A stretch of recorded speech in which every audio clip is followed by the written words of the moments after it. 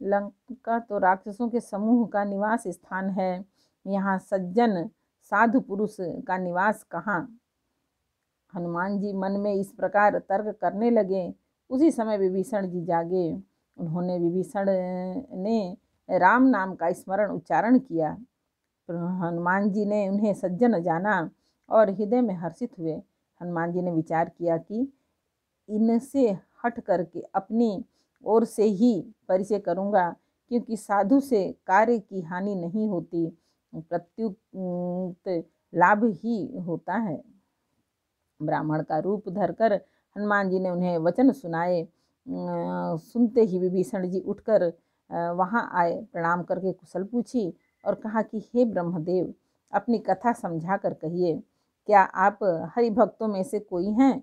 क्योंकि आपको देखकर मेरे हृदय में अत्यंत प्रेम उमड़ रहा है।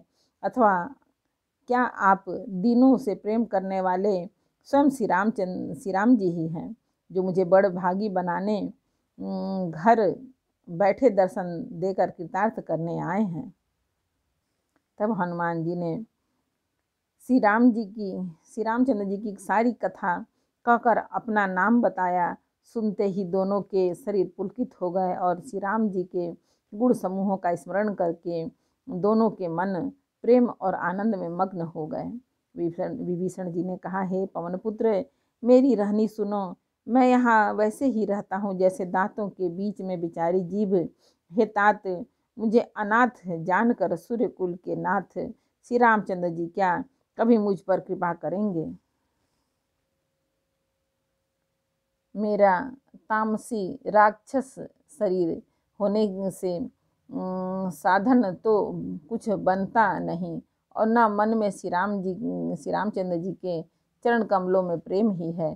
परंतु हे हनुमान, आप मुझे विश्वास हो गया कि श्री राम जी की मुझ पर कृपा है, क्योंकि हरि की कृपा के बिना संत नहीं मिलते।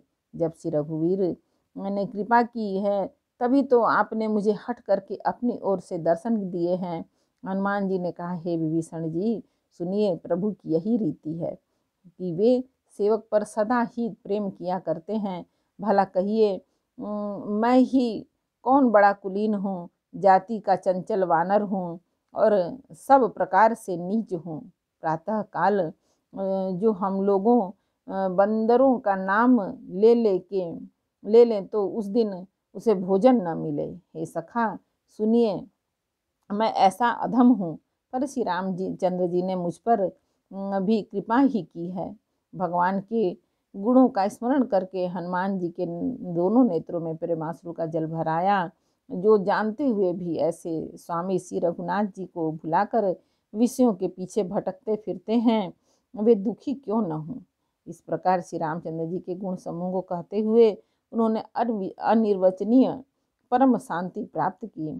फिर विभीषण जी ने श्री जानकी जी जिस प्रकार वहाँ लंका में रहती थी वह सब कथा कही। तब हनुमान जी ने कहा, हे भाई सुनो, मैं जानकी माता को देखना चाहता हूँ। विभीषण जी ने माता के दर्शन की सब युक्तियाँ उपाय कह सुनाई।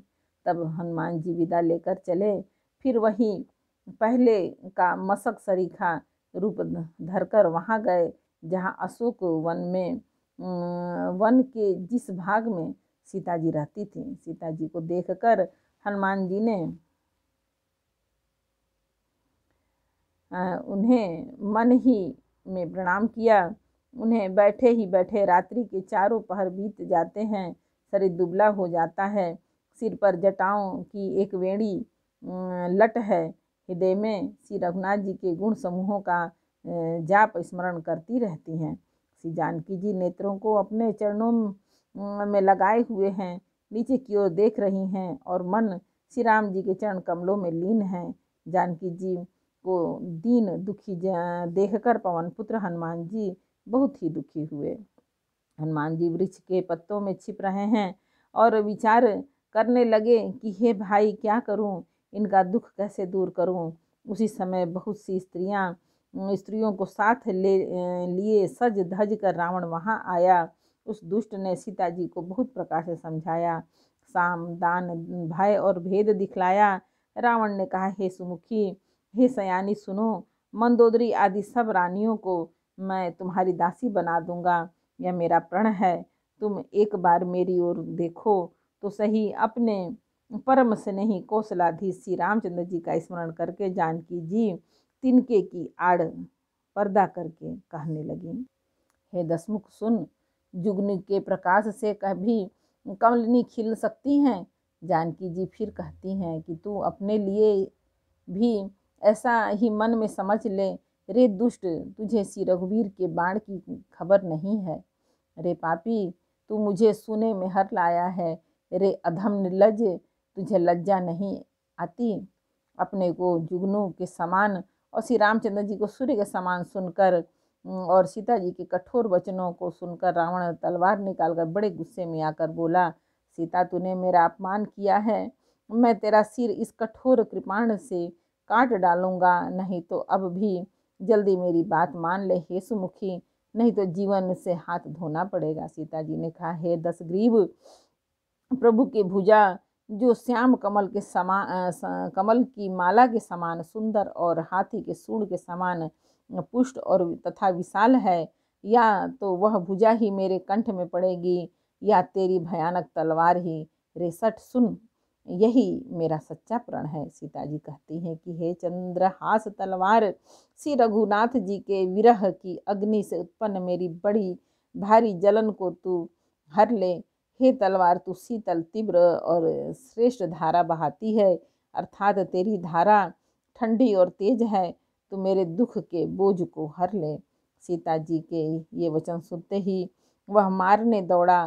तब मैं दानव की पुत्री मंदोदरी ने नीति कहकर उसे समझाया। तब रावण ने सब राक्षसियों को बुलाकर कहा कि जाकर सीता को बहुत प्रकार से भय दिखलाओ।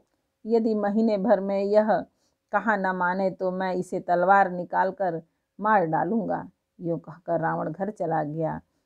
यहाँ राक्षसियों के समूह बहुत से बुरे रूप धरकर सीता जी को भय दिखलाने लगे। एक बार बोलो रामायण मैया की जय। सुंदरकांड का 5वां समर्पयामि। भगवान जय श्री राम जानकी पवन पुत्र बोले जय हो।